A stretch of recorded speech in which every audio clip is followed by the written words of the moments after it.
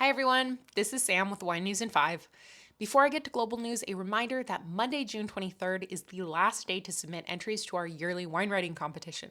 This year's theme is an ode to a grape variety, and we are accepting essays, poems, and short stories no longer than 1,000 words. We also have a bit of site news.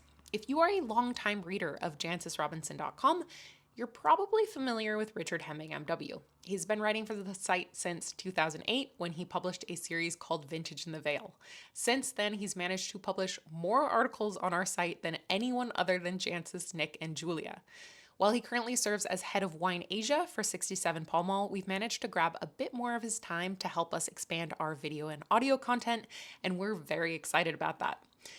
In terms of global news, today we'll discuss Meininger's International shutting down, Oregon Vineyard Management companies merging, ICE raids, a potential win for U.S. alcohol guidance, and the Barca-Velha Golden Vines Scholarships. Starting with Meininger's International. Meininger's International was an English-language wine publication owned by a German publishing house, Meininger Verlag. Until yesterday, June 19th, when they shut down, they published news that I would often pick up for this newscast. This one really hurts. Meininger's International was one of the most reliable and analytical industry publications. They didn't publish press releases, they investigated what was happening in the wine business.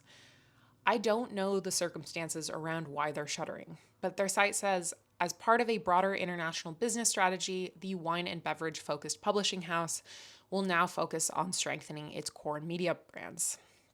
Meininger Verlag will continue to operate their German language publications. The climate in the media industry is pretty rough right now. If you have favorite publications, podcasts, or independent creators, I urge you to subscribe to their platforms. For those creators that take advertising, each follower and subscriber allows them to attract more advertising revenue, which might keep them alive. For those that don't, like JancisRobinson.com, your membership keeps the publication going. If you enjoy this newscast and you aren't already a member of JancisRobinson.com, we would very much appreciate you joining us. On to Oregon Vineyard Management companies merging. On May 30th, Atlas Vineyard Management, a Napa-based company which had the second largest presence in Oregon of any vineyard management company, finalized a deal to acquire Oregon's largest vineyard management company, Results Partners. This puts Atlas in charge of farming for around 9,000 acres in Oregon, which is about 20% of the state's total. To be quite candid, I don't know how to feel about this. Atlas has promised that they'll keep costs down and salaries steady, and in a struggling market, that's a decent proposition. However, Atlas is owned by Juggernaut Capital Partners, which is a private equity firm. And when you're owned by private equity, your promise is really only good for as long as it benefits your shareholders. Results Partners, which was owned by Clearview Capital, which is another private equity firm, at least provided stiff enough competition that the two had to keep each other in check. We'll see what happens. On to ICE raids. The increased number of ICE raids that I discussed in last week's newscast continue to have an impact on the farming community across the United States. In Oregon, on Thursday, June 12th, Moises Sotelo, owner of Novo Start Vineyard Services in Willamette Valley, was arrested on his way to work.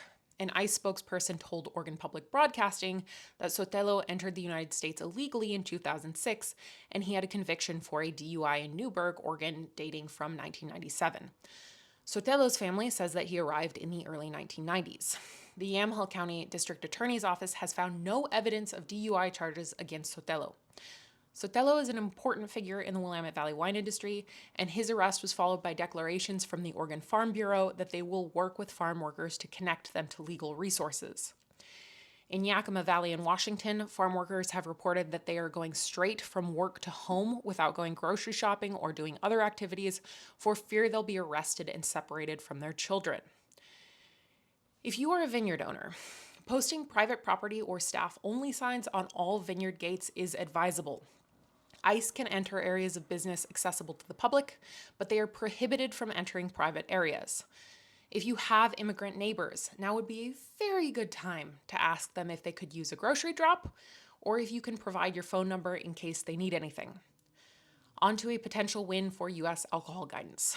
On June 18th, Reuters reported that they had heard from sources that new dietary guidelines for Americans, expected to be published as soon as the end of this month, are likely to drop verbiage suggesting a numerical limit on alcoholic drinks and instead include a recommendation to limit alcohol intake and drink in moderation.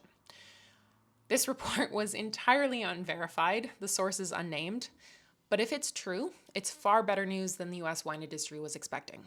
Finally, the Barca-Velha Golden Vines MW Scholarships. On May 28th, the Gerard Besset Foundation announced the launch of the 2025 Barca-Velha Golden Vines MW Scholarships. These two scholarships are worth €35,000 apiece, and in addition to funds, the winners will receive support from a panel of mentors as well as visits to Sograp's wineries and vineyards. Applications close on July 4th.